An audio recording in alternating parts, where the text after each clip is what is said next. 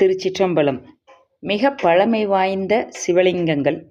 கஜினி முகமதுவால் அளிக்கப்பட்ட சோமநாதபுரத்து சிவலிங்கம், அல்டமஷ் என்பவரால் அளிக்கப்பட்ட உஜ்ஜயினியில் இருந்த மகாகாளலிங்கம், உஜ்ஜயினில் உள்ள அமரேஸ்வரலிங்கம், ஸ்ரீசைலலிங்கம், நர்மதை கரையிலுள்ள ஓங்காரநாதலிங்கம், வங்கத்தில் உள்ள வைத்தியநாதலிங்கம், நாசிக்கில் உள்ள திரியம்பகேஸ்வரலிங்கம், கௌதமேசலிங்கம், காசி விஸ்வேஸ்வரலிங்கம், திருக்கேதாரலிங்கம், தக்கினியில் உள்ள பீமசங்கரலிங்கம், ராமேஸ்வரலிங்கம் என்னும் 12ம் மிக பழமை வாய்ந்ததாக சொல்லப்படுகின்றது.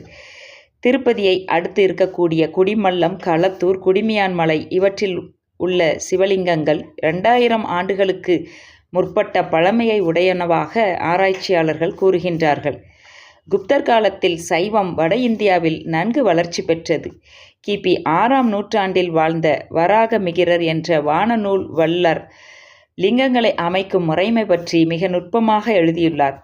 ஏறத்தாழ அதே காலத்தில் வாழ்ந்தவராக கருதப்படும் திருமூல நாயனாரும் சிவலிங்கங்களை அமைப்பது பற்றி தம்முடைய திருமந்திரத்தில் மிக தெளிவாக கூறி அமைத்திருக்கின்றார். திருச்சிற்றம்பலம்.